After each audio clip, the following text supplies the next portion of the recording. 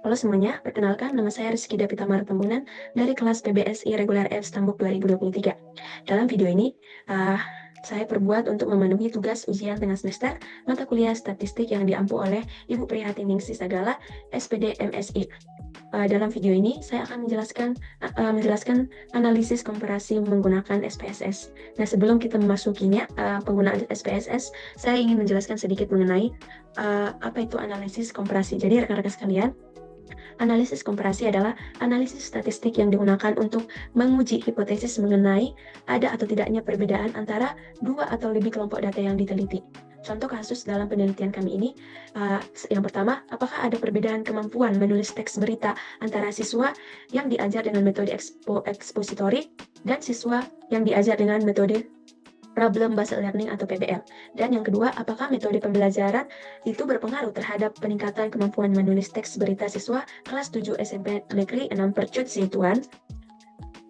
Nah, nanti langkah-langkah untuk memasuki aplikasi SPSS-nya, yaitu kami menggunakan teknik analisis komparatif bivariate independent simple t-test. Jadi, apa itu t-test? T-test adalah alat uji statistik yang digunakan untuk menguji hipotesis komparatif dua sampel bila datanya itu berada pada skala interval atau rasio. Lalu konsep dasar dari uji independen sampel t-test ini digunakan untuk mengetahui apakah terdapat perbedaan rata-rata dua sampel yang tidak berpasangan. Artinya, data kelompok yang satu tidak bergantung dengan data kelompok yang lain, serta data berasal dari sampel yang berbeda digunakan untuk data terdistribusi normal dan homogen. Lalu dasar pengambilan keputusan nanti yang akan kami ambil, yaitu jika nilai signifikan to Thailand-nya itu lebih kecil dari 0,05, maka terdapat perbedaan yang signifikan antara satu sampel dengan sampel lainnya. Namun, jika nilai signifikan to Thailand-nya itu lebih besar dari 0,05, maka tidak terdapat perbedaan yang signifikan antara satu sampel dengan sampel lainnya. Itulah sedikit penjelasan mengenai materi kami.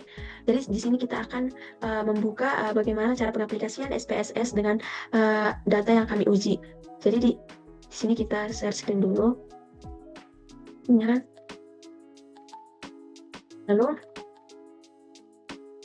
di sini kita sudah langsung berada di Excel. Dan kita buka kian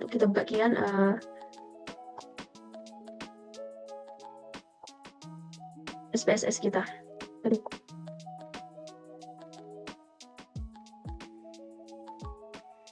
Baik rekan-rekan sekalian, ini sudah terbuka SPSS dengan data mentah yang kami buat. Jadi ini kelas expository, kelas yang pertama itu kelas expository, dan yang kelas kedua itu kelas PBL. Jadi ini kelas expository dan yang ini kelas PBL, yaitu kelas kedua. Pada bagian ini, kelas expository ini, kita mengibaratkan mu1-nya, lalu PBL ini kita ibaratkan mu2. Jadi, sebagai hipotesis awalnya yaitu H0. Mu2 itu sama dengan mu1, berarti menyatakan bahwa tidak ada perbedaan di antara dua metode tersebut. Lalu, H1-nya itu yaitu mu2 tidak sama dengan mu1, yaitu terdapat perbedaan antara metode pembelajaran tersebut. Jadi, untuk membuktikan hipotesis ini, mari kita uji ke komparatif melalui SPSS. Jadi langkah yang pertama itu rekan-rekan sekalian, kita menyalin nilai, kita pergi ke SPSS-nya, lalu kita masuk ke variabel view, kita buat di sini nilai, lalu enter, di bawahnya kelas, enter, lalu desimalnya kita ganti menjadi 0 karena kita tidak menggunakan koma. Keduanya kita ganti, lalu bagian value-nya, yang bagian kelas kita ganti karena kita tadi menggunakan dua kelas. Yang pertama ini kita buat value-nya 1, yang pertama kelas pertama tadi expository, lalu kita tambahkan, lalu di sini kelas kedua yaitu PBL, kita PBL, lalu kita tambahkan, lalu kita oke-kan. Nah, di sini sudah ada value-nya, expository dan juga kelas PBL. Lalu kita pindah ke data view. Nah, sebelum itu kita pindah lagi ke bagian Excel.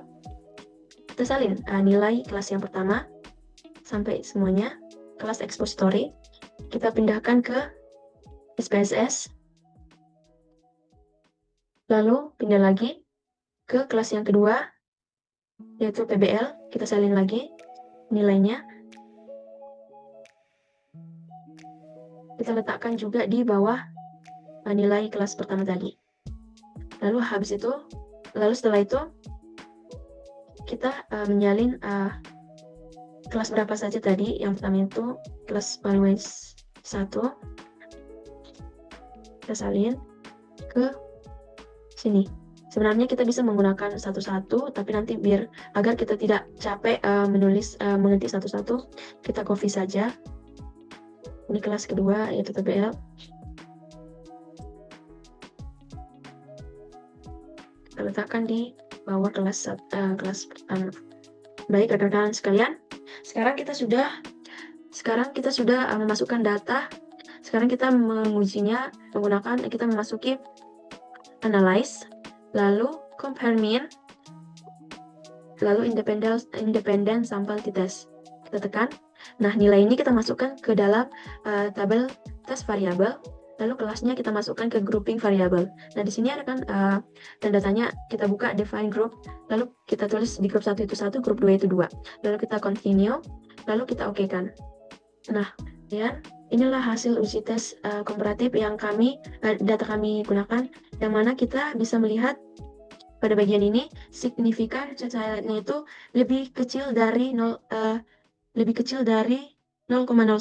Tadi kan dasar pengambilan keputusan kita itu yang saya jelaskan awal, jika nilai signifikan highlightnya itu lebih kecil dari 0,05, maka terdapat perbedaan yang signifikan antara satu sampel dengan sampel lainnya.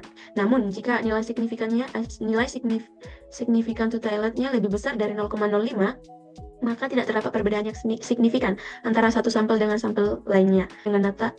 Jadi uji komparatif dengan data yang kami gunakan yaitu 0,01 lebih kecil dari 0,05, maka terdapat perbedaan yang signifikan antara mu1 dengan mu2, di mana H0-nya itu mu2 sama dengan mu1 dan H1-nya mu2 tidak sama dengan mu1. Itulah kesimpulan dari uji yang kami gunakan. Jadi kesimpulan yang paling mudah dipahami rekan-rekan sekalian, karena tadi kan signifikan highlightnya lebih kecil dari 0,05 yaitu 0,01, maka ada perbedaan yang signifikan antara metode pembelajaran ekspositori dengan metode pembelajaran basal learning. Itu saja rekan-rekan sekalian. Kita kembali. Baik rekan-rekan sekalian, demikianlah penjelasan saya mengenai pengaplikasian uji komparatif menggunakan aplikasi SPSS. Semoga video ini bermanfaat untuk kita semua. Sekian dan terima kasih.